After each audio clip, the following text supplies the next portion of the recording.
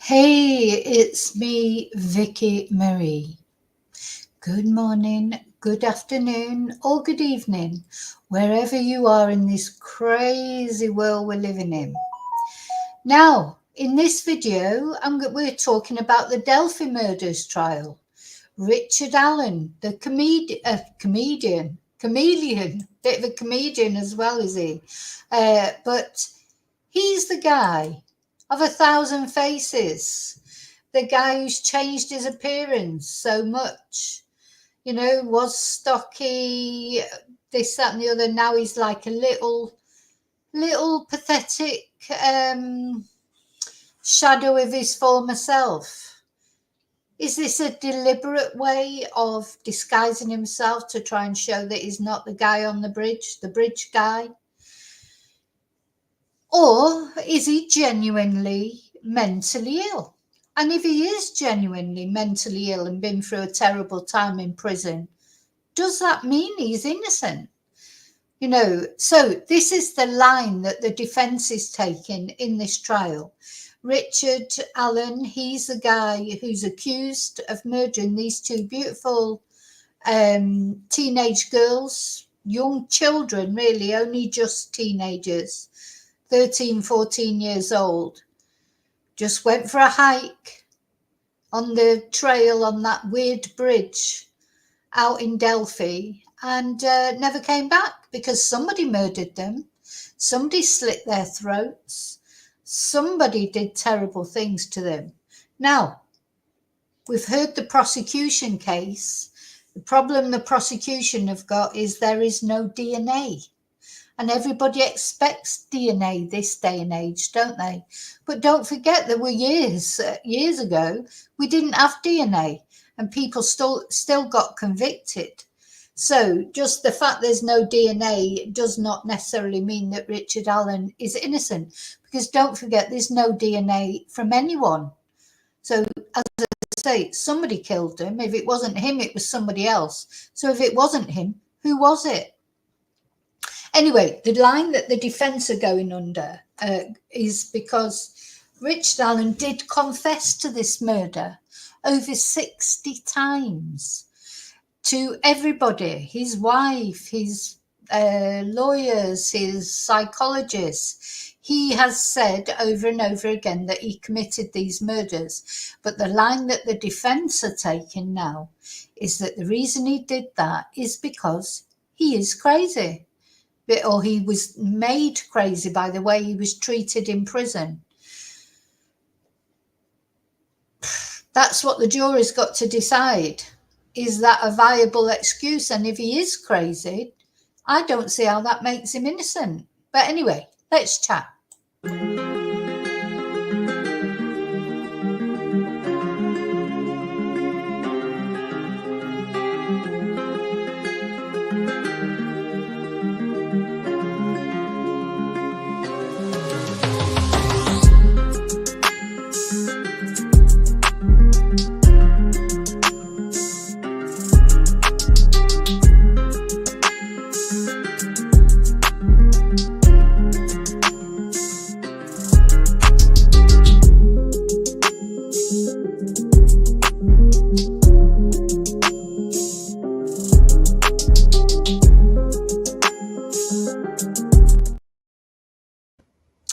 So while this guy was in this, what the defense are now calling a psychotic phase, he didn't only confess over 60 times to the murders of Libby and Abbi. He confessed to abusing his own daughter. And I don't think that question was even asked. He voluntarily came up with that. And he also said that he had abused his sister. So the defense's case seems to rest on the fact that they are saying that those admissions were false. He did not abuse his daughter, did not abuse his sister. So on the grounds of the fact that they're false confessions, we should assume that the 60-odd confessions that he made to Abbi and Libby's murder, they're false also. The defence's whole case really rests on this. Now, as far as the prosecution is concerned, it is the fact is there isn't what you would call a smoking gun in this case. You know, the lack of DNA, though I you know, who knows how he managed to do it without any DNA. Well, maybe he had gloves, or he thought that he did undress the girls. Did he wash them in the river? I wouldn't be surprised if he did. That wouldn't be the first time that people have done things like that. He would have taken them from the river again then, because they weren't left in the river. I don't know. I mean, basically the answer to that is I don't know why there's no DNA. But there was a spent gun cartridge on the floor which came from his gun. It has been, I think, established without much of a shadow of a doubt that he is the bridge guy. But, you know, does that mean he's guilty? So what the defence are clinging to, and what the witnesses they're putting forward in this second phase of the trial, the defence phase of the trial, is that Richard Allen's confessions cannot be relied on because he's made false confessions about abusing his child and his sister. So his other confessions should be taken as a pinch of salt. And they've been at pains to prove to the jury that Richard Allen is unbalanced, mentally unbalanced, and was sent there. Their claim is he was sent that way because of the treatment that he received while he was in prison. And that's what the jury have got to decide. Is he mentally unbalanced? Are those confessions trustworthy? But as I say, to me, the first thing that occurs to me is, well, yes, he may be mentally unbalanced. I mean, I think you could safely say that for someone to do the things that were done to Libby and Abbi, the person would have to be mentally unbalanced. So does that really prove his innocence? You know, I don't know that even if it's proven that he is mentally unbalanced, or he was, I don't know that that proves his innocence. But that's for the jury to decide. So I'm going to say hello to everyone, and then we're going to have a look at some news about, you know, people going through what has been said by what witnesses the defence have brought forward, etc. Hi, David. Hi, Kelly. I agree with you, David. Hi, Darren. Hi, Bertan. Yeah. Hi, sorry, I've said hello to hi, musical. Yeah. Hi, quizzical. Yeah, the jury has a lot. It's a big responsibility for the jury because obviously, you know, it's a murder conviction. I mean, it's serious. Nobody wants anyone to be convicted if they're not guilty. Now, of course, there are things that the jury have seen that we haven't seen. There's things they've heard that we haven't heard. So the jury is in possession of the full facts, whereas we are not. So really, you know, we'll all have our opinions. Some people think he's been treated terribly. Other people think he's just got exactly what he deserves because he's murdered two 13-year-old girls brutally.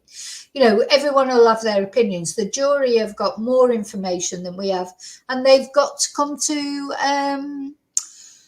a decision, you know, at the end of the day. And yeah, David, so many murderers that have come up with it. Look at Ian Huntley, who murdered Holly and Jessica in Soham.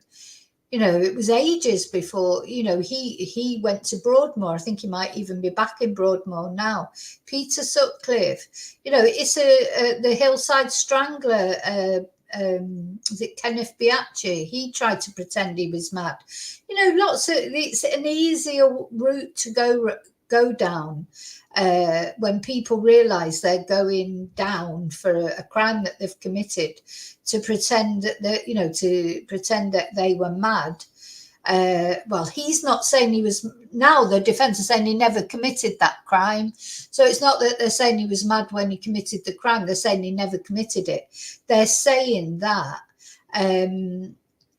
he was mad when he confessed. You know, so No. Yeah, it's true. There are but you know, no, but these weren't forced confessions musical. This guy was telling his wife over and over again on the phone that he was guilty, that he'd killed them. They weren't forced confessions from Richard Allen. He did not, none of his confessions were forced. And again, the jury have heard these phone calls. We haven't heard them. But from the descriptions, he was talking in a level voice. He was calm. He wasn't, they weren't forced confessions. So I don't think that's really like the thing is, and also so many of them, and confessing to so many people. But anyway, with the jury have got to decide. We don't have the power to decide. Yeah, confessed to his mother. I think there's nobody has it. I mean, to make 60 odd confessions, bloody hell. I mean, how do you manage to confess to 60 odd times? You know, it's not, and why would he confess? And, you know, what Gray Hughes Investigates was saying, I think is a really good point. Normally people make a false confession, then they get arrested because of their false confession. It gets investigated and then it's found it's a false confession. But that's not the way it happened with Richard Allen. He was investigated, he was arrested, and then he made these confessions. Not forced confessions, calm confessions to his wife, to his mum. In fact, in the end, his wife told him to stop talking. So, you know, he was saying, yes, I did it. And she was saying, no, you didn't. And he was saying, well, yes, I did. You know, so the jury have heard all those. And I think that's quite compelling evidence, isn't it? But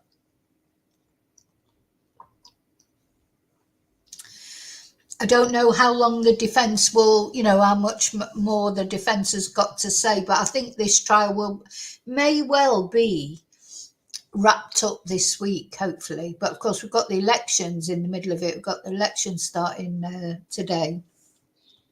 But anyway, let's have a look. Let's have a look at what because of course we're not there in the jury room. Nobody is. Well, I say people are there.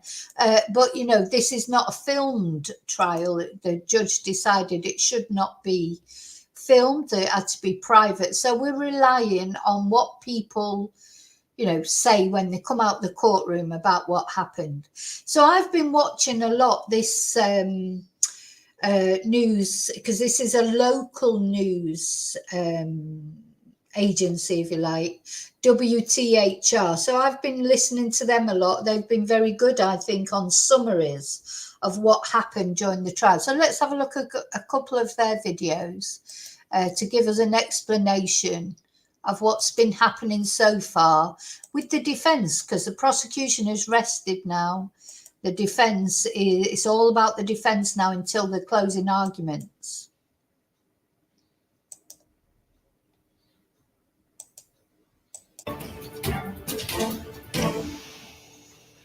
Well, the defense is focusing on the mental health of Delphi murder suspect as they try to convince the jury he did not mean it when he confessed multiple times behind bars to killing Abbi Williams and Libby German. Today, the jury saw more videos of the suspect in his prison cell, and our senior investigative reporter Bob Siegel was there in the courtroom as those videos led to a very heated exchange. He joins us live tonight from Delphi. Bob, can you tell us what you learned from it? Felicia and Ann, we are inside right now, directly across the street from the Carroll County Courthouse, because it's been raining here in Delphi all day. Inside the courtroom, some of the most important testimony today of this entire trial. A neuropsychologist took the stand to say Richard Allen was mentally ill at the time he confessed to killing Abbi. Now, I just want to say as well, when the prosecution talked about the state of his mental health, they provided a psychologist or who said exactly the opposite. So I suppose it's pretty typical of prosecution and defense. So the prosecution provided an expert who said, no, he wasn't mentally ill.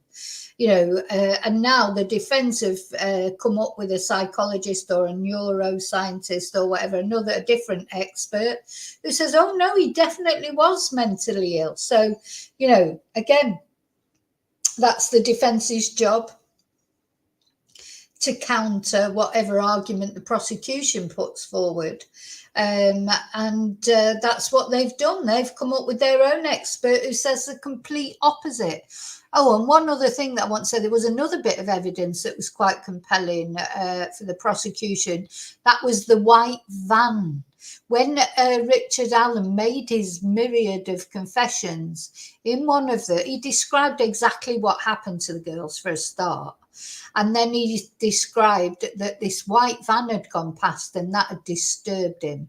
And that was something that maybe only the killer would have known. So that was another bit of and maybe at some point, maybe when the jury goes out, I'll try and put together like the compelling arguments for the prosecution, the arguments for the defense, and do a video and where we'll look at them directly together.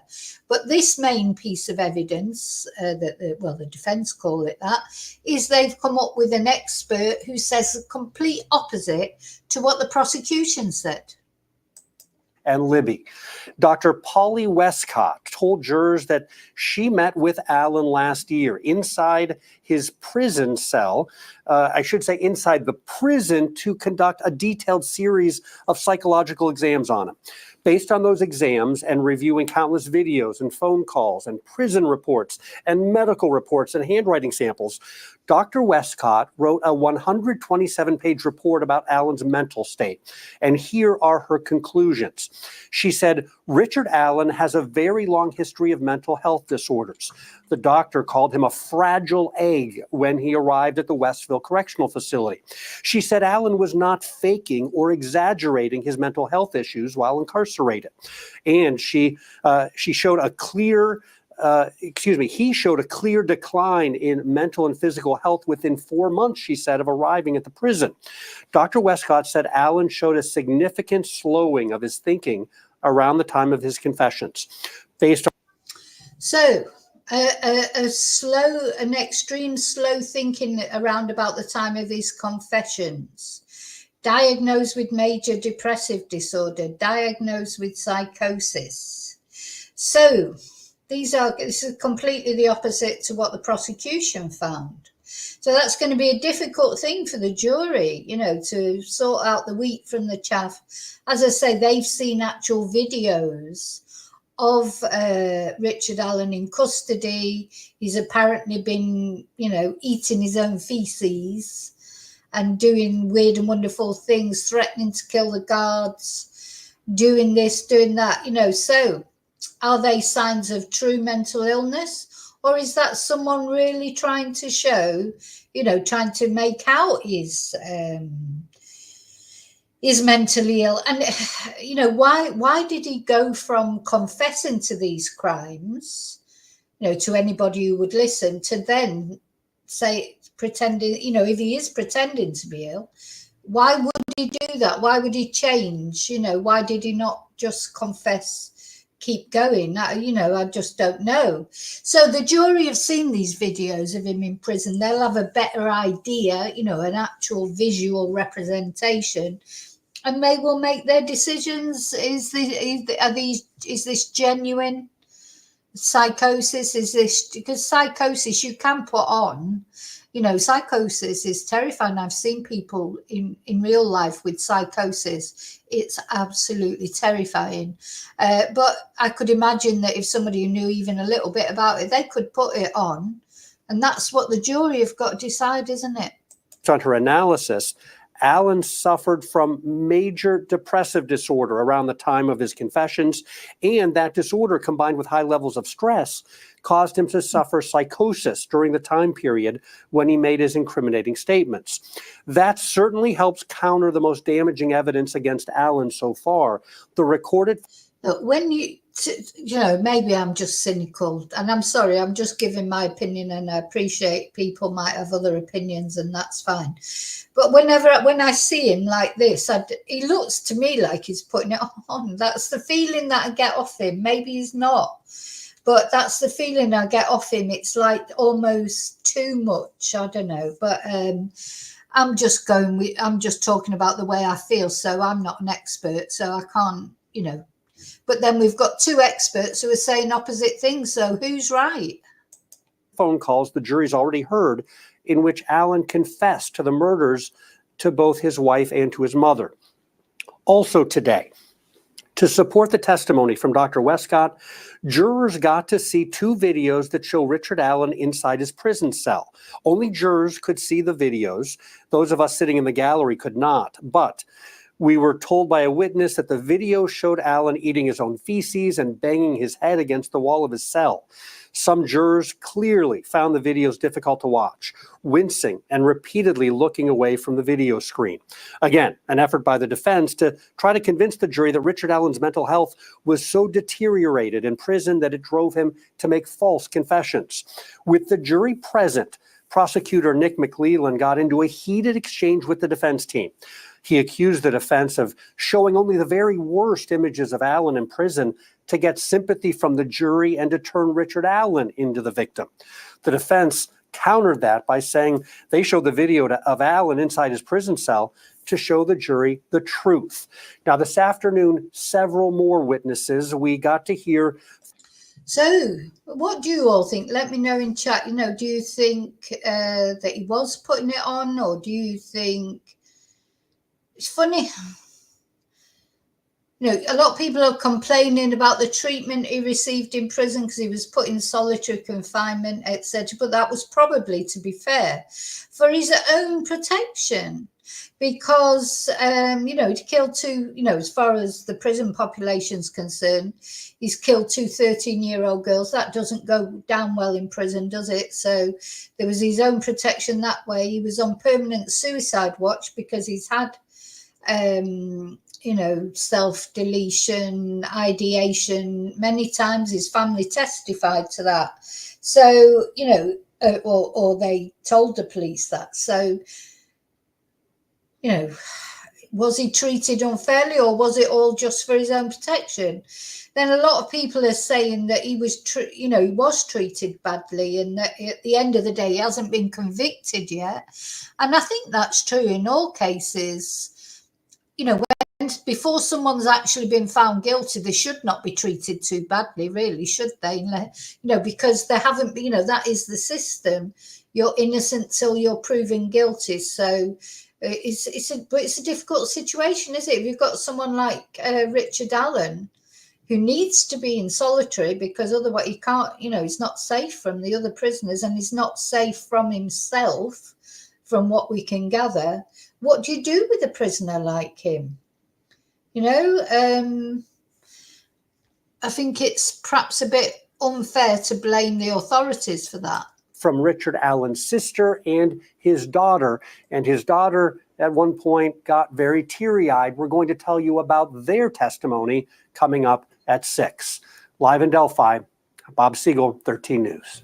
Bob, thank you. And you can also catch up with Bob and our legal expert, Katie Jackson-Lindsay, during our Delphi debrief. Yeah, so just looking at some of your comments there, yeah, I agree, because it's really dramatic, isn't it? Eating your own feces and that. Is that normal? But I don't think that's what normally, when people are, I don't know. I don't think that's a common thing that people do. That's an unusual thing, isn't it? Maybe it's too over dramatic. Maybe he's really going for it. Maybe he confessed in the beginning because he thought that was the right thing to do. I mean, some other people think he confessed because he did think it was the right thing to do. And now it's because when he realized that his wife and his family and everything would disown him, he then took those confessions back, or because his lawyer advised him to. Lawyers are never going to advise you to plead guilty, I suppose, unless they think you've got no chance of winning. Anyway, let's have a look at, so that was one, and we're going to have another ago, 7 hours ago. So we're going to look at this one now. Here on WTHR Plus. Day 12 of the Delphi murders trial brought us recorded jailhouse calls between Richard Allen and his family. Now, in those calls, alleged confessions to the So this is the video where they talk about the confessions. murders of Abbi Williams and Libby German. Our legal expert, Katie Jackson-Lindsay, will join me in a moment to analyze the new evidence. But first, let's get right out to Delphi tonight with our senior investigative reporter, Bob Siegel, and Emily Longnecker. Both of them were in court today as the state rested its case. Bob and Emily? Scott, the state rested its case today on day 12 of testimony, but it certainly ended strong, saving its most powerful testimony for the very end, right? And just imagine being a juror, hearing someone say that he killed 2 girls and hearing that in his own voice and his own words. It's a really powerful thing to hear, and that's exactly what jurors got to hear today. Yeah, to hear his voice, both talking with his mother, talking with his wife, and they listened. Yeah, they certainly did. So let's get you up to speed here on who the witnesses were today. I mean, you've got to think, if he confesses calmly to his wife and to his mother, why would he do that? Why? And he wasn't psychotic then. He only became psychotic later on. So in these times, it'd be interesting to see what this verdict ends up. I mean, what did the jury make of that? Because they listened to those confession phone calls. And they weren't hysterical phone calls. They weren't forced confession. It was Richard Allen confessing calmly, getting upset because he realised what he's done is a terrible thing, to his wife and to his mother. And to me, it just seems even more significant that he confessed to his mother. They take, you've got people like Stephen Stearns who, can't even say to his mother, trying to put the blame on everybody to his mother and father. Seems quite significant that he confessed to his mother somehow, in a calm manner like that, I think. So he wasn't psychotic then, was he? We started the day with Brian Harshman, and he was on the witness stand for most of the day. He is an Indiana State Police Master Sergeant assigned to monitor Richard Allen's phone calls. He was the 40th and final witness for the state. And then we got the first 2 defense witnesses after the state rested its case. We heard from Cheyenne Mill. She's a Carroll County resident who was at the bridge on the day of the murders. And then we heard from Teresa Liebert. She is a Delphi resident who owns property right across from the crime scene. So most of the day today, day 12, it focused on Brian Harshman's testimony. He told jurors that he spent hundreds of hours monitoring all 700 plus of Richard Allen's jailhouse phone calls over the past 2 years. He and the prosecutor chose 7 of those calls to play for the jury, and the phone calls were from his wife and were to Richard Allen's wife, Kathy, and to his mother, Janice. And it was interesting how it was kind of set up in court for the jury to get to listen to them. Right, and we were supposed to hear, 7 calls in the morning, but there were some technical difficulties. Yes. So we did not hear that call to his mother until the afternoon, until they came back. Right, and the judge allowed the jurors to get a transcript of each phone call, but it was the transcripts were not entered as evidence, and the judge wanted to make it very clear every time one of these jailhouse phone calls was played in court. She told the jury, the transcript that you're going to look at, that's just to help you follow along. The transcript is not the evidence. Right. It is the actual phone call that is the evidence. And a lot of the information, it's called publishing to the jury. Right. When exhibits are given to the jury, they get to keep them, put them in their folder that they can refer to later. Hey, That was not the baby. case with these phone calls. They were instructed that it was the the audio of these phone calls that they were supposed to be listening to. So one of the first phone calls that we heard was on April 2nd of last year. Richard Allen made a phone call to his mother, and he told her in that phone call that he had recently accepted Jesus Christ as his Lord and Savior. Yeah, so he's found God now as well. You know, he's accepted Jesus Christ as his Lord and Savior. Oh my God. So that's the next thing, isn't it? That when the mental health thing doesn't work, they go for the Jesus thing, don't they? And he looks like he's going for both at once. Mental health, now he's a change. Now, why has he become a changed person if he hasn't done anything wrong? You know, that to me just said, again, it's proof that he's guilty, not that he's not guilty. Because why would you need to accept Jesus Christ and become a changed person if he never murdered those girls anyway, if he's not done anything wrong in his life? Wouldn't need to, would he? Wouldn't need to invite God in, because he would, you know, so he's like double bluffing, really. And to me, the more I've sort of thought about this road the defence is going down, like the fact of his mental illness and the fact now that he's, invited Jesus into his life, they're more proof to me that he did it than he didn't do it. Because if he's got mental health issues, which anyone who did that to Libby and Abbi would have to have mental health issues, and anyone who's now saying they're accepting Jesus into their life, to me, that's because they've done something wrong and they're trying to atone for it. Why would you need to do that?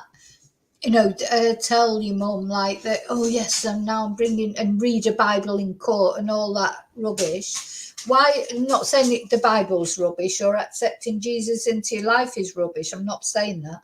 What I'm saying is, why would he need to if he hadn't done anything wrong? If he'd just been a normal guy, or, brought up a family, working guy, just out for a hike on the trail, he wouldn't have to find God, would he? Because he would have always been just like a good guy.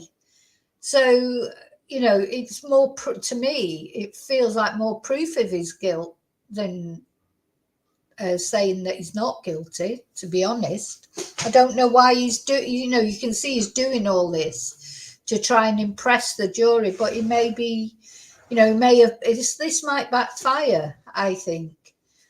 Because the jury might sit and think, well, why? It's like me thinks you do protest too much, isn't it? Why? And if you have got mental illness, then, well, yeah, you probably are the one that killed them. There was something else. Oh, yeah, and the other thing I wanted to say is, if he is found not guilty, the police aren't looking for anybody else. I think if he is, by some miracle, found not guilty, I think that'd be just terrible for Libby and Abby's families, because there will be nobody else that will be arrested for this crime. Because that's the thing, if he didn't do it, who did it? Someone did it. And that's a very small community there in Delphi. So does that mean that whoever did this is walking around amongst the people as we speak? Because if he's innocent, somebody else did it. Who did it? And what are they doing at the moment? He got very emotional. He started crying. He had mentioned to his mom that his wife, Kathy, had sent him a Bible, and that Bible had saved his life. It was the very next day that the confession started, and we want to read you some of those transcripts that we recorded while we were in court as best as we could. On April 3rd. So, yeah, it's the day after he got the Bible that he started confessing. So, to me, it proves more that he did it rather than that he didn't do it, having this miraculous religious turnaround.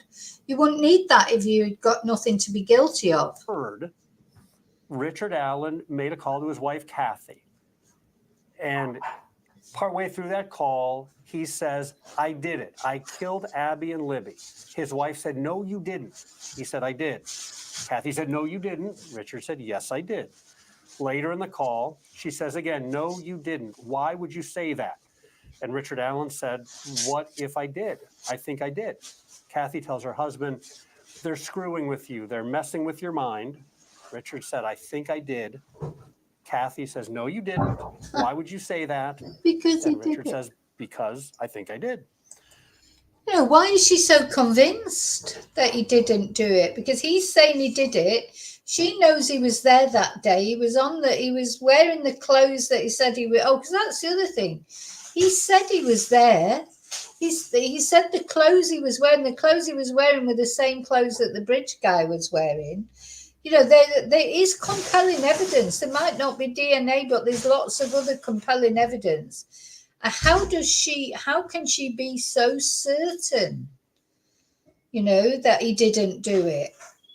She must know all that he'd been there, he'd been on the bridge and all these kind of things. How could even no matter how much you loved someone or whatever, you'd be thinking, like, I think, you know, for me, I'd maybe say, why do you say that? Like, she just won't talk about it. Wouldn't you say, like, well, why do you say that?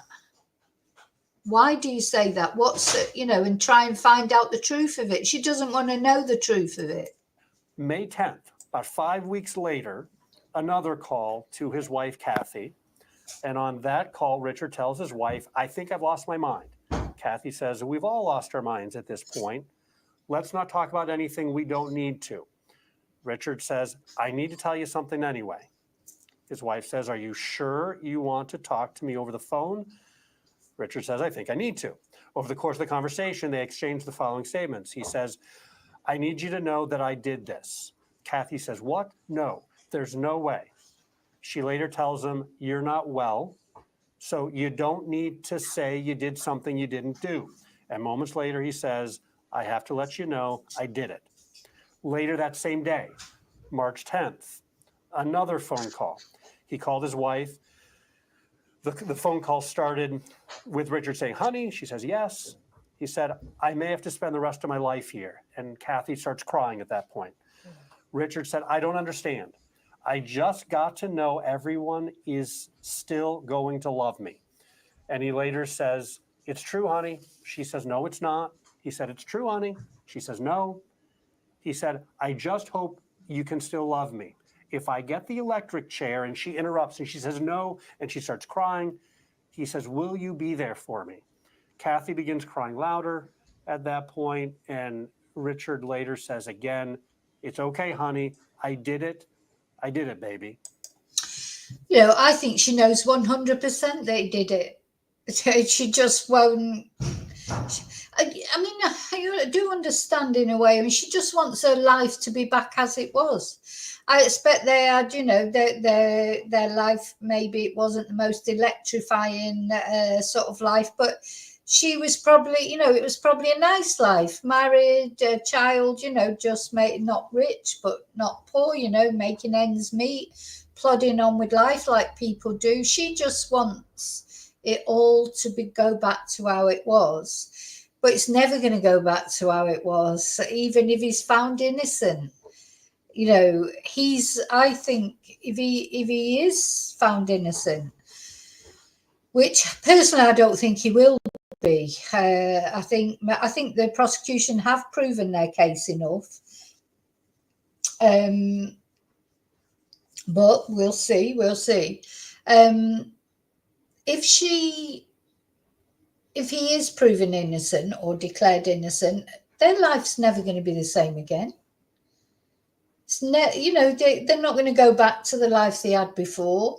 He'll probably end up, you know, doing himself in at some point that he's been thinking about doing for ages, or confessing. He won't be able to live with it, you know, because he's already confessed once. He'll confess. I can't see that he's just going to carry on their life will never be the same again. So she, you know, she wants it to be. She wants it to be. But unfortunately for her, because she hasn't actually done anything wrong, except she should be, you know, at the end of the day, these two young girls, she doesn't seem to have much feeling for Abbi and Libby and their families. It's all about what her her family. Oh no, she wants him back home as if nothing ever happened. It's never going to happen, Kathy. But he's trying to confess, and she's not even trying to say to him, like, to find out more about what he's saying. She's just trying to shut him up. Isn't it, you know, just shut up, stop talking. Why isn't she saying, well, why do you say that? What happened? Why do you think you did? You know, why isn't she just in complete denial? So extremely powerful things that the jury heard, and there was silence in the courtroom after these calls were played. Thank you, Quizzical. That's very kind. Thank you. Now, like what you're saying, she knows he's the bridge guy. Just, I know I'm not Kathy, and but I'd be terrified of having him back in my house. But you know, she knows he was up there. Now she knows. She didn't know maybe in the beginning, because of course it was years before he was caught as well. There's 5 years that he's been just in normal society. God knows what's been going through his head and what have you. And God is lucky that he hasn't killed anybody else, isn't it? But I'd be terrified of having that man back in my house. I couldn't sleep. You know, I'd be sleeping with both eyes open, because, you know, he's obviously, well, she knows he's got suicidal tendencies. And I always remember hearing a policeman say that suicidal is homicidal as far as he's concerned.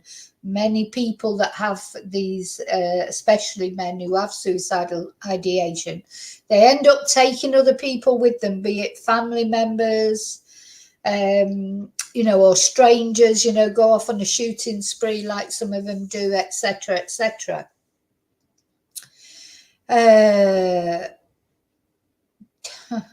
How could you sleep? I couldn't sleep. I'd be terrified. I'd be like, oh my God, you know, is he going to sort of snap and kill me and kill our daughter? Or, you know, what? She's got to have some doubts. Even if I know she wants to believe him. She wants to believe him. I really do understand that. But you've got to be sensible. She's sat there through the trial and seen the evidence as well. How does that make her feel? In a minute, we're going to listen to what his daughter and sister had to say, because, of course, he did say that he had abused them. And there was another call that came later, after the lunch break. It was a call to his mother, Janice, and to me, that call might have been the most compelling one that we heard. When you're speaking to your mother, and your mother telling you, I think the most compelling part for me is when she's saying, we love you no matter what. I'll always love you. Nothing can change that. But we're going to read how this call went down. And one of the calls, Alan's mom started by saying, it's good to hear your voice. And Alan replies, so did Kathy tell you I did it? His mom, Janice, replies, we're not going to discuss this, okay? We love you. You know that, don't you? And Richard says, regardless? And she says, yeah. Do you know what? I just cannot imagine that if my son or any member of my family, first thing he says when she talks to him on the phone, is that the very first thing he says? So did Kathy tell you I did it? He wants to talk about it. He wants to talk about it. Instantly he says that. And she just goes, we're not going to discuss this. What? I'd be like, what? Well, yes, she told me. And what? Tell me, what do you mean you did it? What are you talking about? She's just like, shut him down straight away. We love you. You know that, don't you?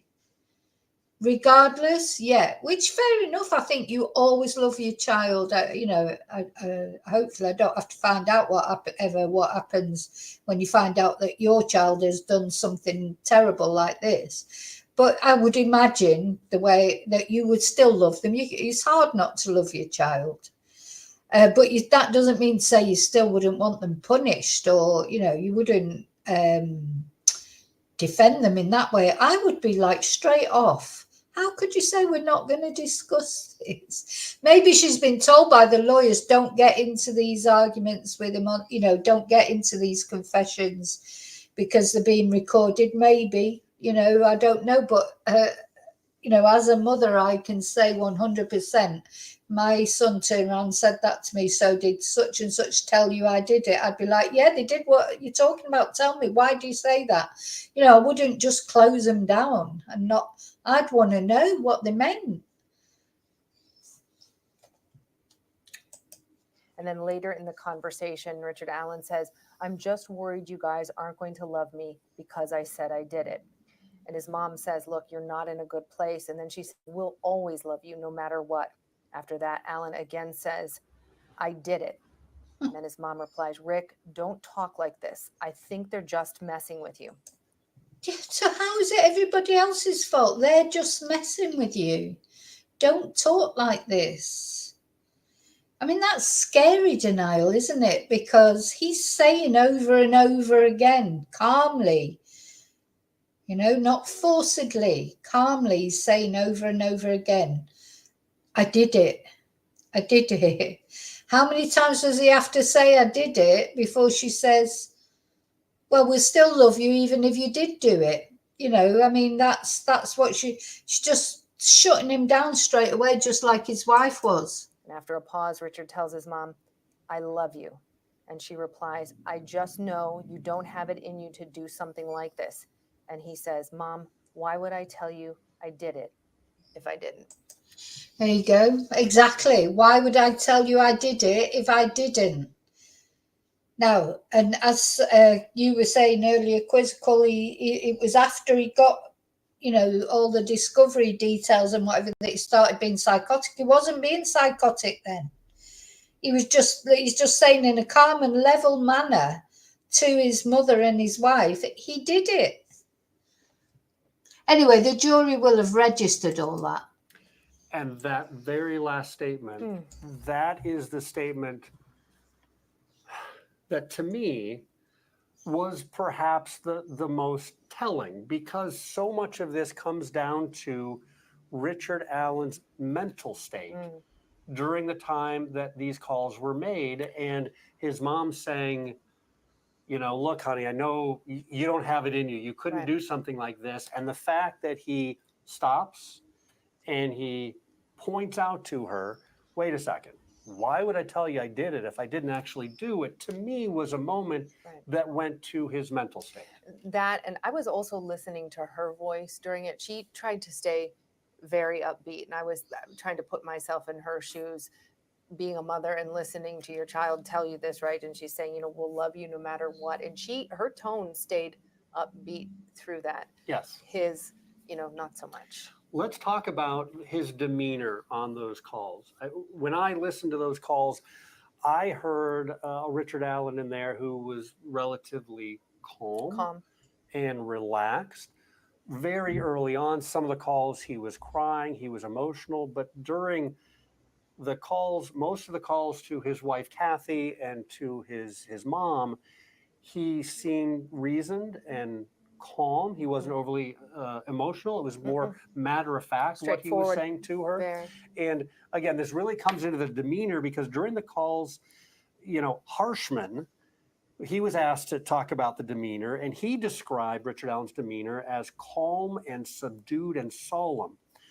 And then there was a point where prosecutor Nick McClelland asked Harshman, he said, look, you have listened to this guy's voice as much as anybody over the last couple of years, listening to these phone calls over and over and over again, 700 phone calls.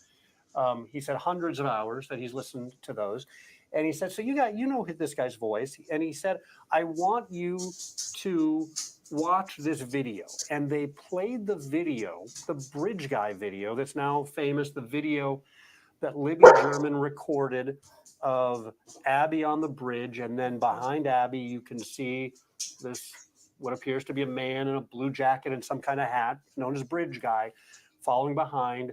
And then they isolated in on that image. They enhanced all the audio so that the jury could again hear this voice saying down the hill.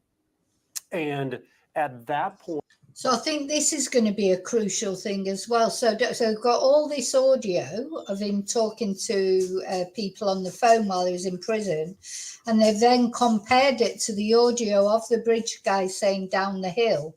And, you know, as people have said, is exactly the same voice. So, but again, the jury will have to decide about that. Point, the prosecutor looked at Harshman and he said, do you recognize that voice? And the Indiana State Police trooper said, I do. And he said, you know, tell me, whose voice do you think that is? And here's the quote that we got from him. He looked at that point, Harshman looked right at the defendant and he said, it's the voice of Richard Allen. And that was one of the first times that we've heard anyone other than just, you know, saying, do you recognize, like the guards, they would say, do you recognize Richard Allen? Is he in this courtroom? And they would point to him. But this was the first time that someone directly was asked, do you recognize a voice or an image of Richard Allen, the person who was on that bridge, and pointed him out? So that's compelling evidence. As I say, you know, we have to remember we didn't always have DNA evidence. So years ago, that would have been enough evidence, wouldn't it? The tape that Libby took, the video that Libby took, the fact he was definitely there on the bridge, he was seen by other people, that fact that he confessed, the fact of the white van. You know, if you put all those things together, just the one thing is missing is DNA evidence, which of course nowadays everybody expects automatically, just expects there's going to be DNA evidence. But a lot of people are DNA aware. You know, there's easy ways of, you know, he could have been wearing gloves. There's the bullet evidence as well, don't forget, and stuff like that. So, and his confessions, I think really if you take it all as a whole, then the fact that there isn't DNA evidence becomes less important because of the vastness of the rest of the evidence. And that would have been enough to convict people. Many, many times that would have been enough to convict people in the days when there wasn't DNA. It's only because now we all think, oh, well, what about the DNA? But we mustn't forget that we didn't always have DNA to rely on.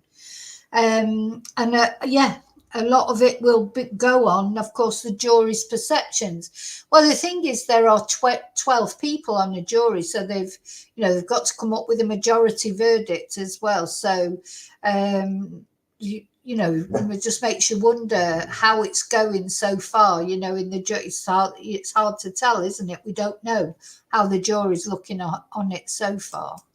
Wow. Harshman pointed right at Richard Allen and said that that's him. That's his so, voice. The state of mind is going to come into a big, that discussion will be key for the jury. Want to talk about a legal dispute that happened even before the jury was brought in and even before the jury got to hear these phone calls. And before the phone calls were played, the defense team asked the judge to do something, which was, at the time, it seemed interesting. They said, look, we know that the state is going to play two specific audio clips of these confessions from a specific day. And that was April 2nd. And they were two of the phone calls that you heard that we talked about with his wife, Kathy, that were played for the jury. And the defense pointed out that there was a phone call made earlier that day, a third phone call. And they said this phone call actually is a phone call where Richard Allen, he says that he's losing his mind. He professes his innocence. says that he had been tortured. And they said, look, if you're going to play those two calls, in order for the jury to get a context, you really need to play that first call. And they asked the judge to require the prosecutor that if they were going to play those two calls, that they also play the third one so that the jury could hear Richard Allen that day just before. They referred to something called Rule of Evidence 106. Completeness doctrine. Known as the completeness doctrine, exactly, to say, look, we're required when presenting evidence, you can't take things out of context. And you need to be able to present to the jury the whole picture. You can't leave something out. Right. And the state said, but we are playing each of these phone calls in their entirety. We are being complete. But the defense didn't think that that was the case, saying there is this earlier call at 3:12 a.m. and that's what would make this whole situation complete, is if you play that first. So it seemed like semantics, honestly. But I mean, it's the law. So, but I think it's important semantics, and I'll be really curious to. So yeah, I think in this whole trial, there's been a lot of videos that have been allowed and a lot that haven't been allowed, which has caused, confusion from both sides or irritation from both sides with the judge, because the judge wouldn't allow the video of him, of him threatening to kill the prison guards and stuff, and the prosecution was annoyed about that. But then the defense has been annoyed about some calls that the judge has not allowed to be played. And of course, the judge refused to allow this presentation of the Odinism, and that is a load of rubbish, I think. And, the judge said there wasn't enough evidence that Odinism was involved in this case. So the judge has been quite contentious. And of course, just in not allowing the trial to be public, the judge has done this case in her own way. And of course, that's her prerogative. She's the judge. So anyway, so that again, that was what they've just been talking about there, the confessions and everything. But now what I want us to listen to are what we were saying about now, because he had, so the defense are trying to say that Richard Allen's confessions can't be relied upon because he also said that he molested his daughter and his sister, and they say that he didn't. So they're saying those confessions were false. So probably, as far as the defense are saying, the other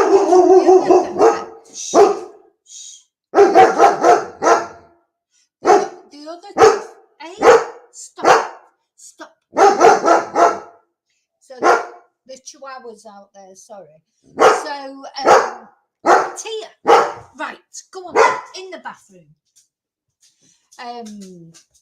So the defense is saying, as if those confessions were false, where he confessed for some unknown reason to abusing his daughter and his sister, then as far as they're concerned, it lays more credence to the fact that the other confessions are false.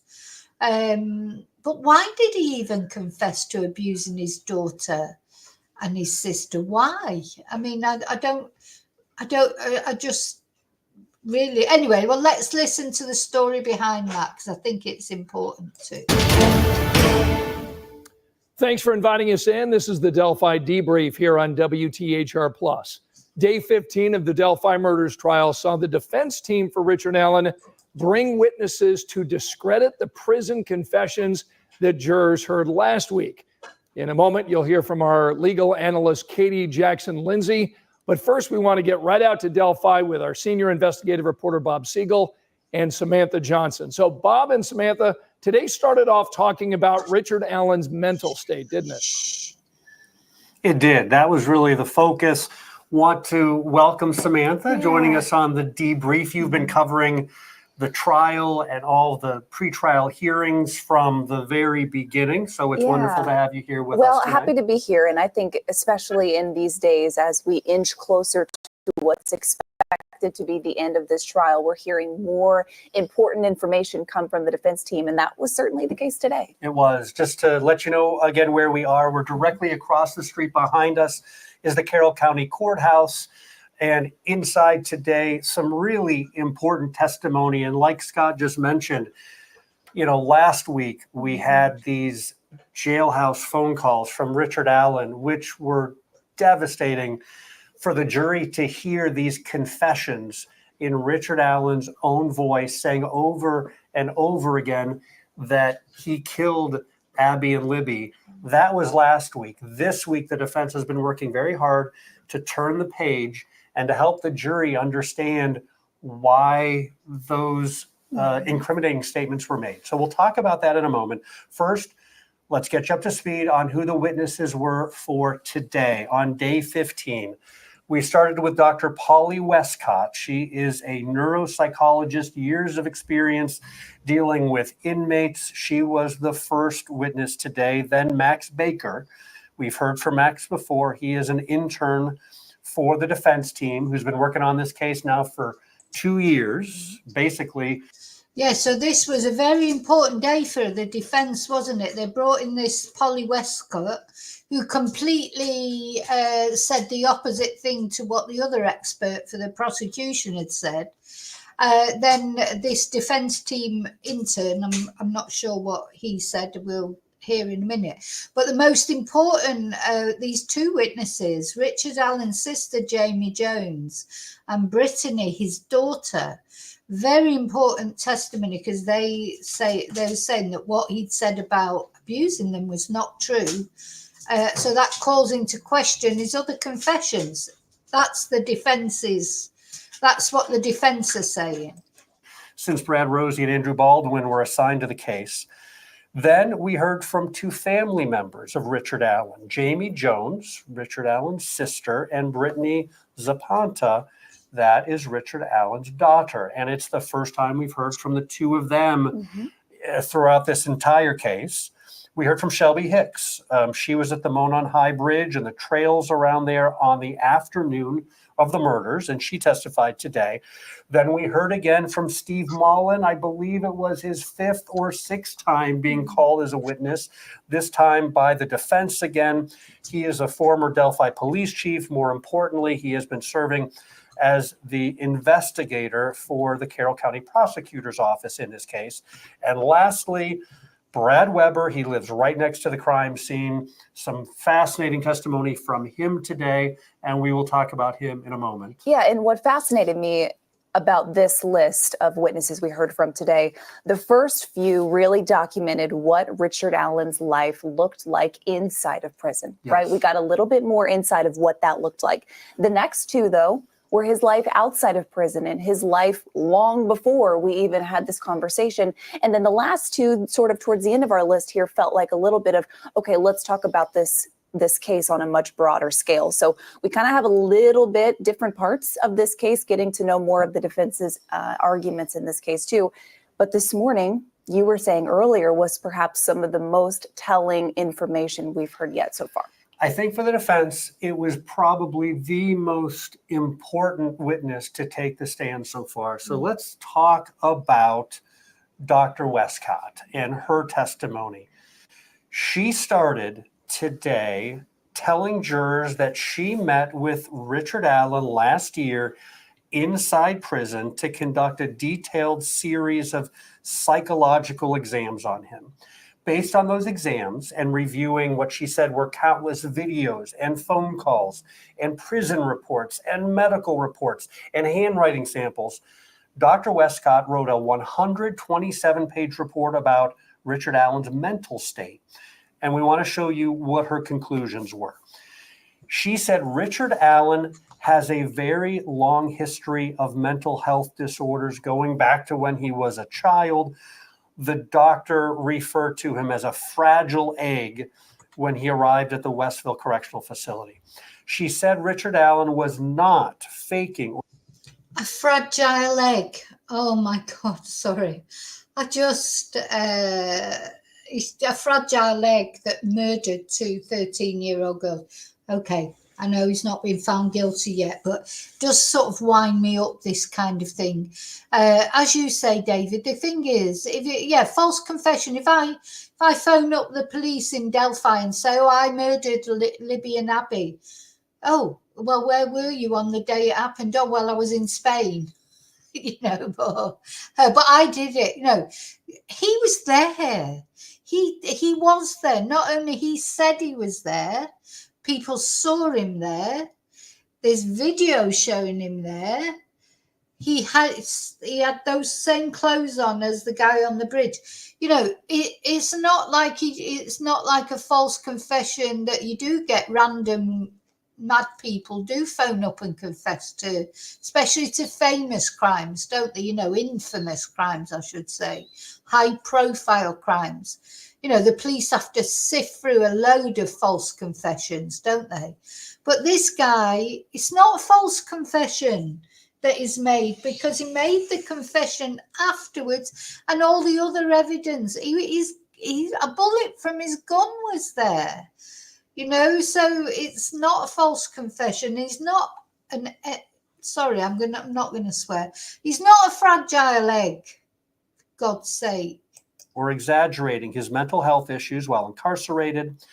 And she said that he showed a clear decline in his mental and physical health within, she said, about 4 months of arriving at the prison.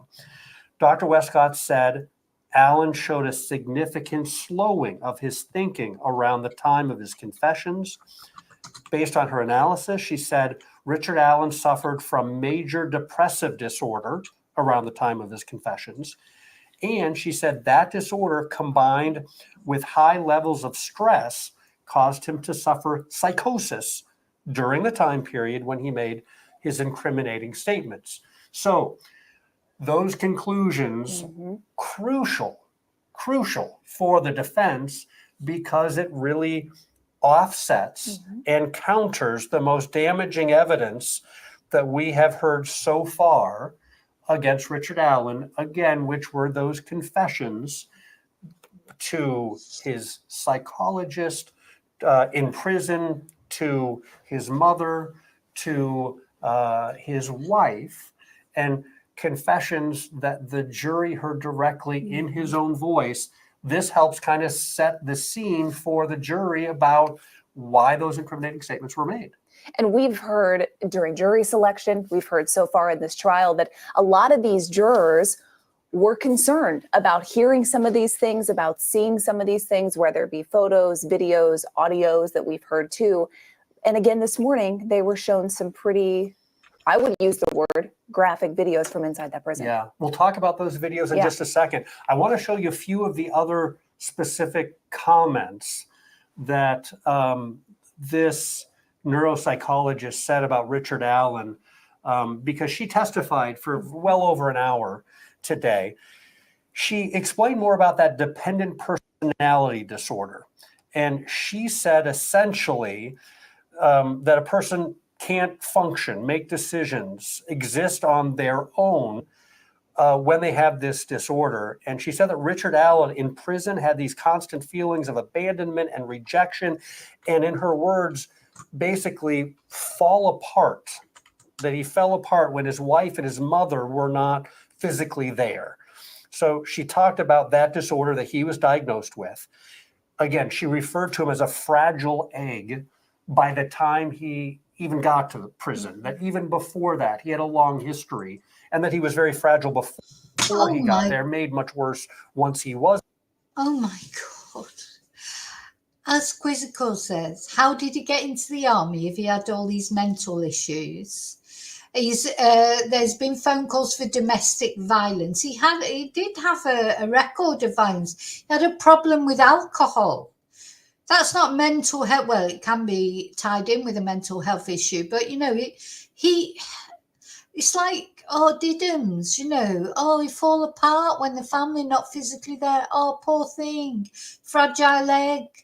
Oh my God, 2 13-year-old girls had their throats slit, and it's like he's the victim. He is not the victim.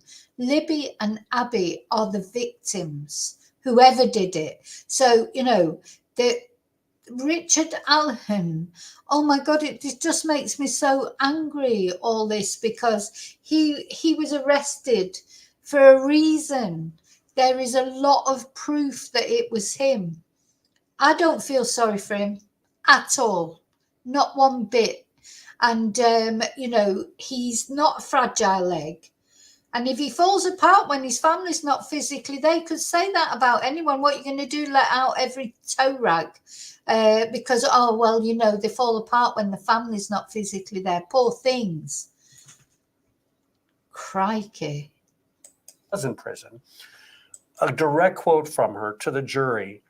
No indication of faking or any type of exaggeration. We heard earlier that some of the prison guards and even the warden, and at times even the psychologist inside the prison who saw him almost every day, said at times it seemed that he was really making this stuff up, that he was pretending to be crazy. Today, Dr. Westcott said, no, I didn't see that during the time he made these confessions. It was genuine. He wasn't faking. So basically, I feel a bit sorry for the jury because they've just got to decide who do they believe.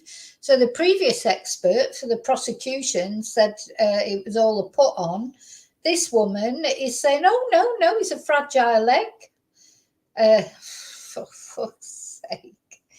But I agree with you, Quizzical. I do think the defense, they played a dangerous game really with it, because this is the only defense they've got. They have no defense. They can't say he wasn't there. He doesn't have an alibi.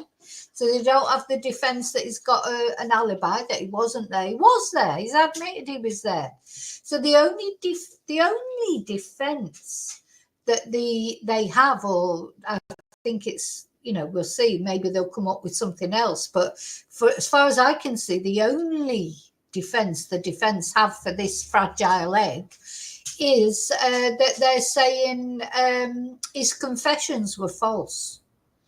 So even if we think to ourselves, well, yeah, his confessions were false, it doesn't take away from all the rest of it, like about the bullet being there, him being on the bridge, the clothes, him being the bridge guy, the you know, the voice that was on there, that was obviously the voice that's on the phone confessions. Their only defenses really to say he was genuinely mentally ill, and that to me is not a defense. Because, yeah, of course he was genuinely mentally ill in one way, because otherwise you don't slit the throats of two 13-year-old girls if you're normal, do you? You know, so I think that we'll see what the jury makes of it. But I know what I'd be making of it if I was on the jury. Is it more proves his guilt than defends him? They've got no proper defense. They've got no alibi. You know, and or there might not be any DNA, but there's no DNA of anybody else either, you know, to say it was somebody else. The defense has got nothing to prove it wasn't him. They're just trying to prove that his confessions were false, but it's still not proving that it wasn't him. So, you know, what's the point, really? There was not exaggeration there. And then she talked about delirium, which she said at times. Hi, Jen. She clearly saw that he was showing signs of delirium. She said someone who is in that state doesn't know who they are, where they are, the time of day. And specifically, she said they have no accurate perception of the world around them. And I thought that was a particularly important description because it showed, again, his state of mind, according to this neuropsychologist, his state of mind, no accurate perception of the world around him. That would make it hard for someone to be making accurate statements about Yeah, but if he's got no accurate perception of the world around him, then that's the sort of person that would slit the throats of two 13-year-old girls, wouldn't it? So to me, it's not a defense, this, what they're saying. Now, I just want to fast forward a tiny little bit, because I just want to come to the bit where they talk about his daughter's testimony and his sister's testimony. videos that show Richard Allen inside his prison cell. And again, we didn't see those videos. The video screen in the courtroom was angled and turned so only the jury could see it. But we were told by a witness that the video showed Alan eating his own feces and banging his head against the wall of his cell. Some jurors clearly found the videos difficult to watch. I saw one wincing and repeatedly looking away from the video screen. Again, this was an effort by the defense to try to convince the jury that Richard Allen's mental health was so deteriorated in prison that it drove him to make false confessions. And with the jury present, important to point out, prosecutor Nick McLeland, he got into a heated exchange with the defense team. He accused the defense of showing only the very worst images of Allen in prison to try to get sympathy from the jury and to turn Richard Allen into the victim. The defense countered that by saying that they showed video of Allen inside his prison cell that would show the truth. And of course, the video, the two long videos, the compilation of videos that were shown in court today, that comes after Saturday, where the jury got to see 15 different videos that took about 2 hours for them to look at. And again, only the jury got to see that video, but that was showing Richard Allen outside of his cell, showing him being showered, getting a haircut, getting medical treatment, getting tased in one video. Some of the jurors showed some signs of concern looking at that video on Saturday. Again, all of this by the defense to try and show the conditions that Richard Allen was in while he was inside Westville Correctional Facility. And can I ask how much video today? You know, gosh, I just can't feel any empathy for this guy. Why? I don't know. Normally I would feel it. I don't feel any empathy. I'm sure if we sat and watched the videos of what he did or probably did to Libby and Abbi, they would make us much more upset than seeing him being tasered in prison. You know, I'm finding it difficult to feel sorry for this guy. I know a lot of people do. But I'm just not feeling it, I'm afraid. I just wish he would anyway, we'll see what the verdict is. But it just worries me because at the end of the day, if he's found not guilty, he's going to be back out in the community. Is he really never going to do anything like this again? I mean, he has gone a long time before he did this. You know, he's in his 50s. Did he just find the right opportunity? Why did he do it that day? I bet he's been there loads of times. Why did he do it that particular day? And all the other times he's probably gone there, he didn't do it. I wonder why. Those are the questions that are in my head. I have no question really whether he's guilty or not. I feel 100% he is. How long were those videos? Do you remember? So the videos, again, these were compressed. One of the first video was 5 hours, compressed way down. Brad Rosie, who was walking the jury through these videos, he would, with the judge's permission, fast forward a couple minutes at a time. Clearly, there were certain parts of the video that he really wanted the jury to see. The second video was shorter. That was from a 2-hour time frame. The first one was from a time period in April. I believe the second one was from a time period in May. Again, both time periods that Richard Allen made confessions about the murders of Abbi and Libby. So the defense was trying to say, look, the same time that he was making confessions, he was in a deep state of psychosis and not doing well and wanting the jury to actually see what he looked like, how he was acting during that time. And again, today, specifically during that first video, some of the jurors looked horrified at what they were seeing. We were able to see their faces. We weren't able to see the video, but if the defense was trying to make an impact on this jury today, I think they did that. And keep in mind, this was all in the first few hours on a Monday morning, right? Yes. Back from the Sunday break, back in court this morning. And this was a lot to break down. It was a lot to process. It was a lot for the defense to talk about. It was a lot for these jurors to take in too. So I think now's a good time, Scott, to kind of talk this over with our legal expert, to kind of break down what all of this means for us going forward. All right, very good. We'll do just that. Right, no, I want to find, I don't want to listen to that moment. I want to see the bit on the video, where his daughter and his sister speak. First time we had heard from them. So again, really impactful testimony coming from Richard Allen's attorneys today and their defense team. I do want to start with his sister, Jamie Jones. I think we have some video we can play for you here of the two walking into the courthouse today. Jamie, the sister, is in the orange sweater, the orange cardigan you see here, and his daughter, Brittany, is just behind her in the gray long sleeve shirt. So let me start with Jamie today, his sister. She told us in court today that Richard Allen is about 5 years older, so she's the younger sister. She said they lived together growing up as they were children. And the defense was very straightforward and honest today. The defense, as they were questioning Jamie, said, let's just get right to it. And she asked the following questions. I'm going to put them up here on your screen. She said, did Richard Allen ever molest you? In which Jamie responded, no, he did not. They asked again, did Richard Allen ever touch you? In which Jamie responded, no, he did not. The defense asked her at the end of that questioning, do you love him? Do you love your brother, Richard Allen? In which she said yes. Next up, immediately after that, we heard from Richard Allen's daughter, Brittany. She came up on the stand. She said, Richard Allen is my father. She said she lived at home, of course, growing up as a teenager until she went to school years later. And it was similar line of questioning that we heard from the defense to his sister and his daughter. Similar questions, including, did your father ever molest you? In which she said no. Do you love your father? She said yes. The defense asked her, would you lie for him? She said no. Seemed pretty straightforward answers, again, directly from Richard Allen's family. But then there was some more questioning. And they brought up photos. This was the state, brought up photos of Richard Allen, they say, from before.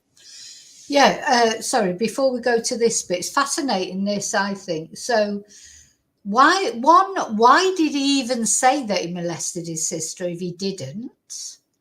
And then she's come on and said, no, he didn't. Do you believe her? Or do you think maybe she just doesn't want to go down that road? Is she in denial? Maybe she's blocked it out and she doesn't even remember. And then his daughter, the same. Asking his daughter, has your father ever molested you? No. But he said he did. Why would he say that? Why would he say that?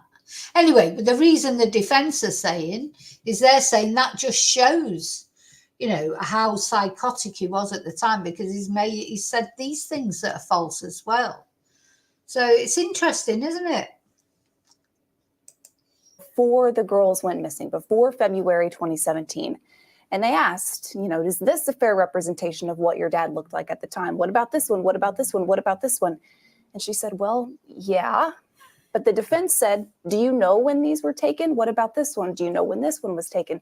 And she couldn't really say, right? These were from years ago. But again, the state said, is this a fair representation of what your father looked like at the time the girls went missing? To which she nodded. Yes. I think there was a little confusion. She was like, well, yeah, that's what my dad looked like. But again, I don't know when those photos were taken. Right. And let's talk about specifically why those questions about, did your brother ever molest you? And that ties in directly to the testimony that Dr. Walla gave about the confession that Richard Allen made to her while in prison. And during that confession, some of the statements that he had made to Dr. Walla, he had talked about the fact that he had molested some of his family members and mentioned names of some of his family members. And, oh, I'm so sorry that, I molested this person, I molested that person. So hearing his daughter and hearing his sister specifically say, no, that never happened.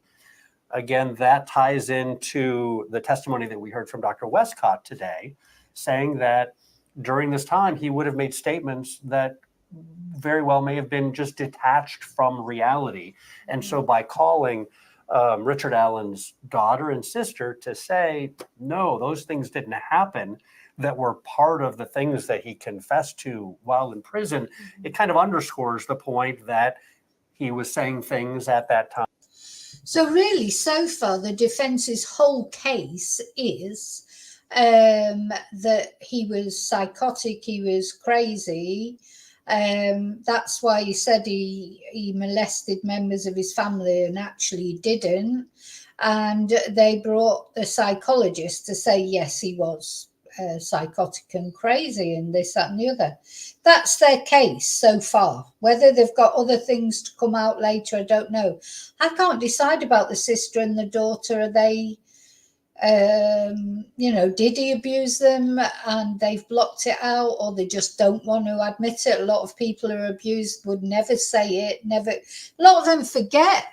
Literally, when I say forget, they can't conjure up memories of that period in time. They can't remember anything. It's just a complete block in their memory because that abuse is so traumatic for them that they just blank it out. That's what we do, isn't it, as human beings? If we can't cope with something, we have to just sort of switch it off if we can. And then sometimes events later in life bring it up. I many years ago had a student or a friend. She was a friend and a student, and she used to do talks about abuse, etc. She was like an abuse survivor, and she would go and do talks. And she said, and she was saying about how people can get these memories back sometimes so far, when they're so much older. They can be in their 60s, 70s before these memories come back to them. And she was doing a talk once about it, and she had a woman in the audience just fainted. And as she'd been talking about this woman, all these memories had come to her that she'd never ever thought about all her life into her 60s, and she literally swooned with the impact of all the memories that came flooding to her that she'd blocked out for so long.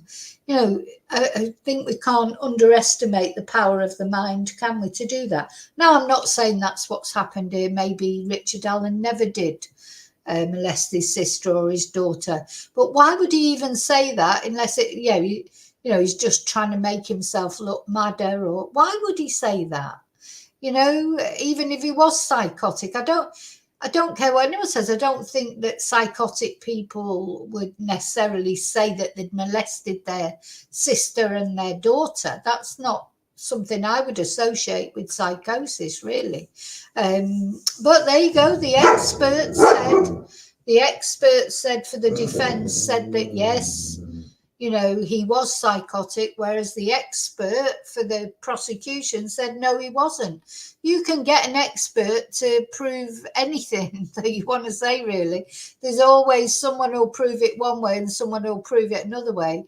And so the question is, how have the jury taken it? This is the question for Richard Allen. That didn't actually happen. Yeah, and one of the biggest things I was watching for was the demeanor between the two, right? Yeah. When we saw Richard Allen sitting at the defense table and then his own daughter take the stand in his defense, I was really curious what that would look like. I only saw them interact once. We did see Brittany, his daughter, was visibly emotional at times. She was tearing up. It looked like she was trying to avoid eye contact with some of the folks in the courtroom. But I only noticed them address each other once. I noticed Richard Allen kind of nod at her. She kind of gave him a half smile and immediately teared up. That was the only time I witnessed an exchange between those two. That's all that I saw too. And notable, and not sure what necessarily to make of it, but his daughter has not been in court since the very beginning. And she does have a young child. She's expecting another. So obviously this whole trial and all these proceedings would put an incredible amount of. Oh my goodness, imagine having to go all through that when you've got a young child and you're expecting another. So yeah, that's hard for her to go through, isn't it? Stress on her, which could easily. We're not going to look into the fact that she wasn't there. Another thing to point out that we may not have mentioned so far is Kathy Allen, Richard's wife, and his mother. They have missed a fair amount of testimony over the last few days. The explanation for his mom not being there last Saturday, so actually about a week ago, she fell and tripped on her way going into the Carroll County Courthouse, and she actually broke her nose. So she's been home. Yeah. So his mum tripped up apparently on her way into the courthouse and broke her nose. Bless her. Oh my God. But you know what? These people are so much, and his wife's hardly been at the trial. She doesn't want to hear the evidence against him. She might go now that it's the defense. Recovering from that. And Kathy Allen has not wanted to be in court for some of the really challenging testimony. She was in court to listen to some of the phone calls, the confessions. As far as seeing the video of her husband in prison, she has chosen not to be there to see that video. Yeah, and one other thing I think is important to mention before we move on to our next witness, the jurors in this trial have asked really great questions. Fabulous questions. They've been very involved from what we can tell. They've asked a lot of questions. And one of the jurors asked an interesting question of Brittany, his daughter. The juror wrote, "Do you visit the High Bridge? Did you visit the High Bridge in your teens?" During cross-examination, the state then asked, "Okay, did you go to the High Bridge with your?" She said yes. They asked another question. They said, "Were you scared when you went and visited the High Bridge with your father?" She said, "Of the bridge, yes," meaning scared of the bridge, yes. They kind of danced around that topic a couple times. She ended up saying that she had gone to the bridge with her father maybe once or twice, in her words, as she was a teenager. But growing up here in Delphi, we understand that's a common occurrence and that's what kids do. And so she said, yeah, of course I've been there. But just an interesting. I thought it was interesting also. I thought it was a great question from the juror. And by the way, juror sitting in seat number 5, man, if there's an opportunity to be able to ask questions, she's asking. I mean, she is just sending those questions to the judge to ask the jurors on almost every witness. She's a very inquisitive, curious juror, and she's had some really good questions. I thought it was a really good follow-up question by Deputy Prosecutor Jim Luttrell, who not only then, after saying, "Did you visit the..." I'm just going to fast forward to the next witness now.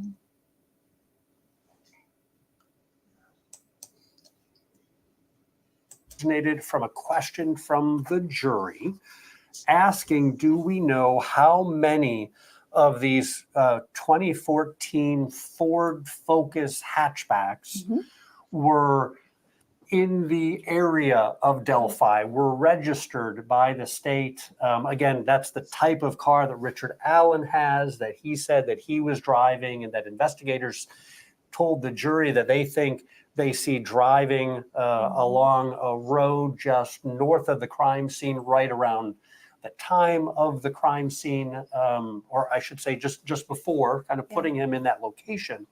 And the jury had asked, how many of these types of cars are there in the area? Would it be unusual that you would have a Ford Focus 2014 hatchback in that area?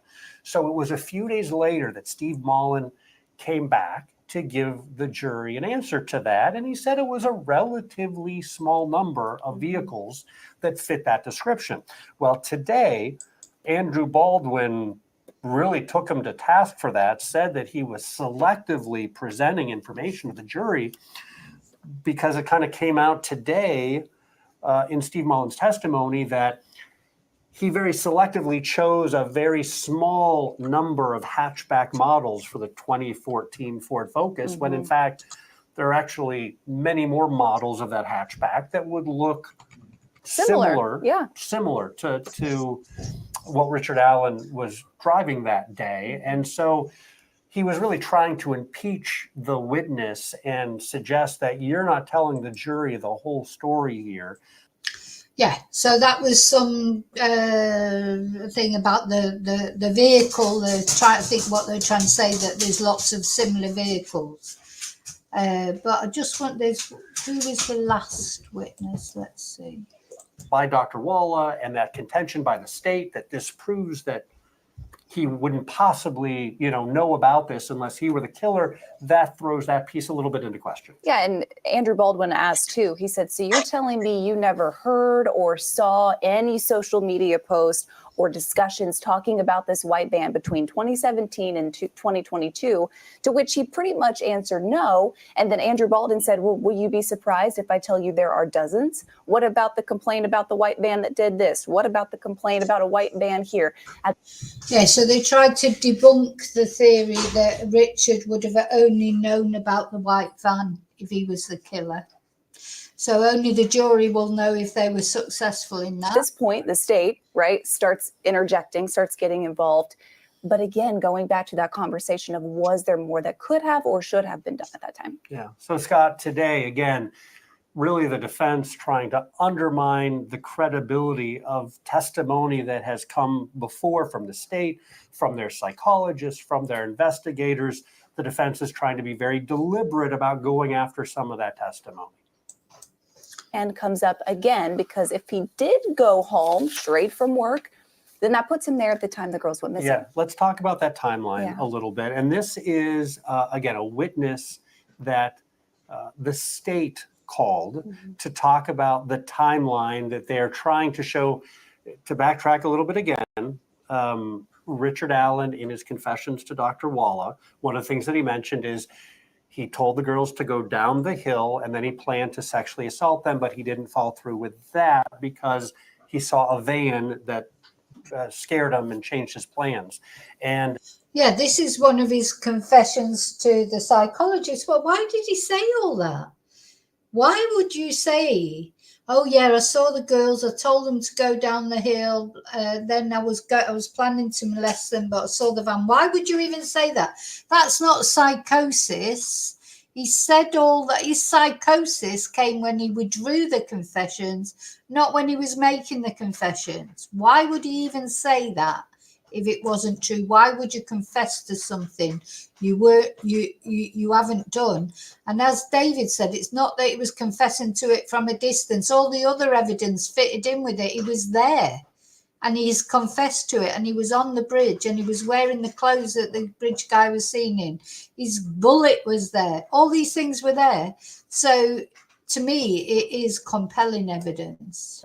The state called Brad Weber. They put together this timeline to tell the jury that we think that van that scared Richard Allen, again, crucial piece of information that only the killer would know, that the person in that van was Brad Weber. So let's put up the timeline here, what we know happened that day that the state laid out.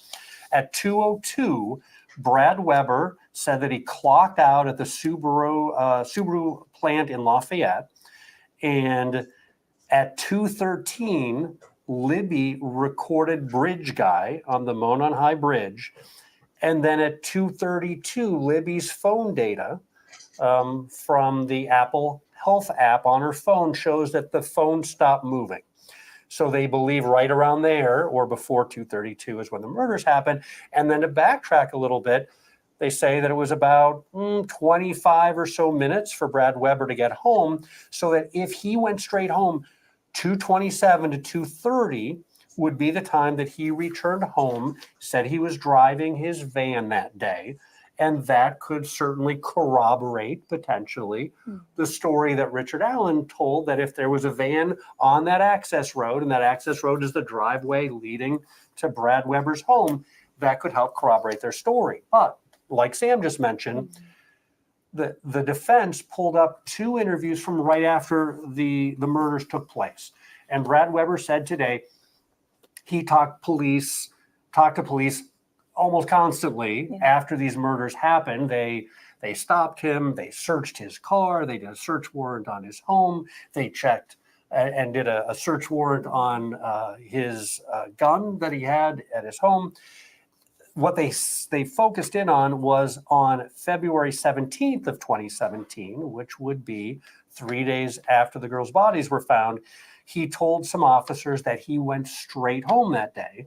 But 2 days after that, when he was interviewed by an FBI agent, he told that agent that he did not go straight home that day, that he checked ATM machines and then went home. And Brad Weber explained to the jury today that he owns, back at the time, he owned about 35 ATM machines. He was responsible for making sure that.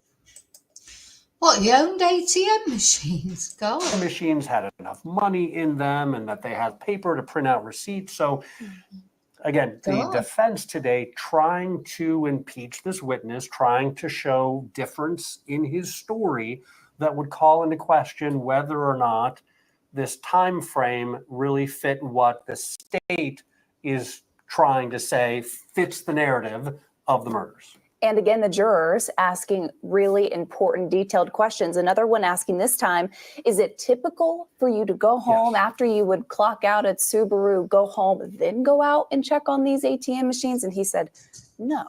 He said, no, it's Yeah. not, which was, again, a great question by the jury and could cause the jury to have some doubt about Questions. whether or not Brad Weber's story is correct and whether or not this theory that is laid out by the state is correct as well.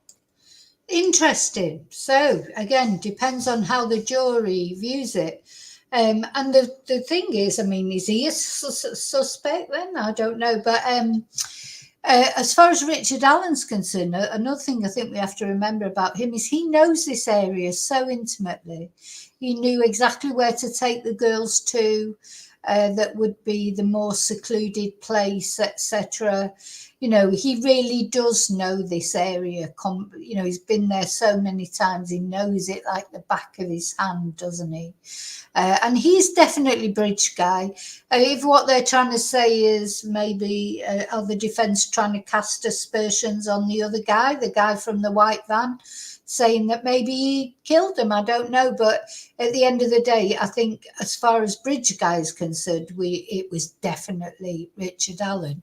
But, you know, this is what the defence is there for, to cause doubt. And it's just a matter of time before we find out what the jury thought about it. There's a lot to get to. And there was a lot to break down today. Tomorrow is election day. Yes. But this judge has been very adamant that we're going to wrap up this trial in her allotted time. So we'll be in court tomorrow. We are expecting another full day, especially as we near the end of the defense's arguments here. Day 16 coming up tomorrow. And we think that there could be just a couple more days of testimony before this could go to the jury, before they get closing arguments and instructions and then start deliberating and come through with a verdict. So lot to report here on day 15. Scott and Katie, we will send it back to you. And as we have been. Okay, so that's where we are again. So there'll be more. You know, it's just a matter of time now. It won't be long now before it be closing arguments, etc. And you know, I understand what you're saying, Jen, but some people can put trauma somewhere else. I know that for a fact. Some people can. Everybody deals with trauma differently, but some people just block it out completely. I know that 100%. So, but everybody's different. Everyone deals with whatever trauma they've had to go through in their lives in different ways. So that's where we are with this case. What do we think? You know, I suppose we've all, well, I personally feel like, you know, I've already made up my mind. I do feel that Richard is guilty. But, you know, it's not up to me. It's up to what the jury think. And they, of course, have seen more things than we've seen. They've seen everything in every detail, etc. So, you know, they're going to come up with it. It won't be long before it be closing arguments. And then the jury will go off to start their deliberations.